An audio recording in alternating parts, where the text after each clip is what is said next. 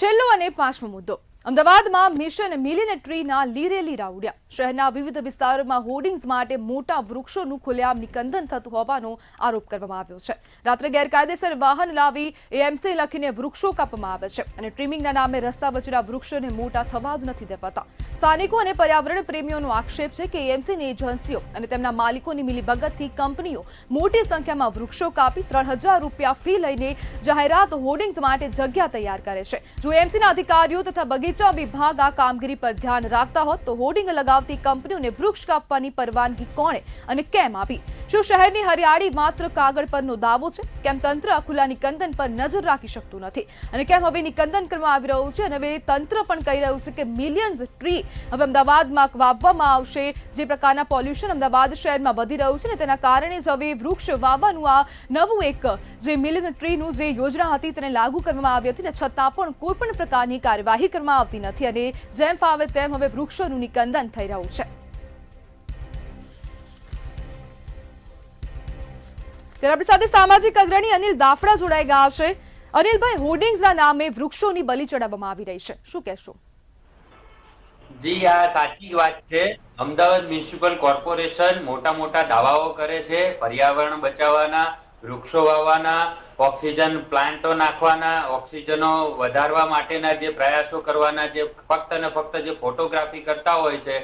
પણ આજે આપણે જોવા જઈએ તો રાત્રિના સમયગાળા દરમિયાન આ લોકો અમદાવાદ મ્યુનિસિપલ કોર્પોરેશનના અધિકારીઓ અને તેઓના મળતિયાઓ એટલે કે એજન્સીઓ દ્વારા હોર્ડિંગ એટલે કે તેઓની જે જાહેરાત જે માર્કેટિંગ કરવાનું જે હોય છે એ ઢાંકવામાં એ છતું થાય એ જે માર્કેટિંગ કરવા માટે આ લોકો અમદાવાદ મ્યુનિસિપલ કોર્પોરેશનની હદ હુકુમતમાં આવેલા વૃક્ષોને કાપી નાખવામાં આવતા હોય છે અને રાત્રિ દરમિયાન આ રીતની જે કામગીરી જે ચાલતી હોય છે તે ખૂબ જ ખોટી કામગીરી છે.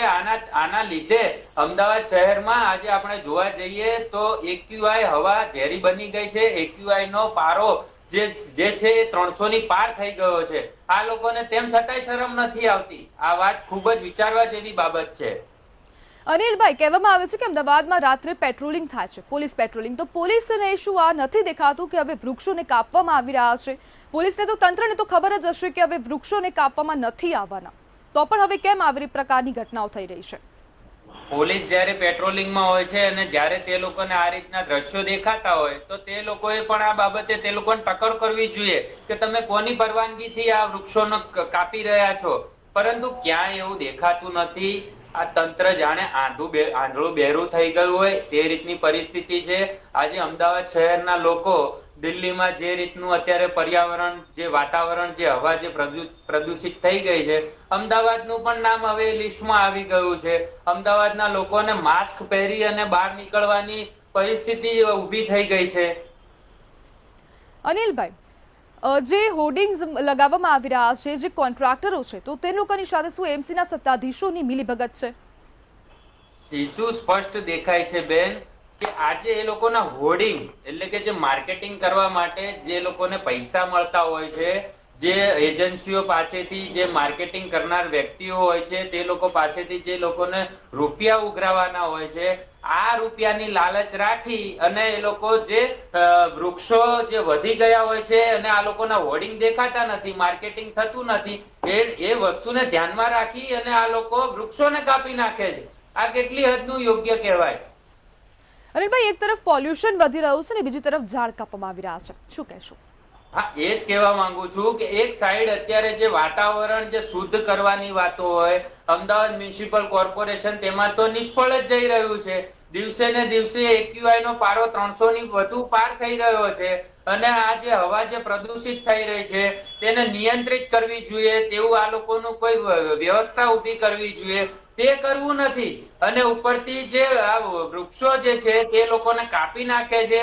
જે નાગરિકો છે જે લોકોને સ્વચ્છ હવા જે લોકો લેવાની હોય તે મળી નથી રહી. એટલે ક્યાંક ને ક્યાંક એવું લાગે છે કે અમદાવાદ મ્યુનિસિપલ કોર્પોરેશન અને તેઓની એજન્સી એટલે કે તેઓના મળતિયા ફક્ત ને ફક્ત રૂપિયાની લાલચે આ વસ્તુ કરી રહ્યા છે.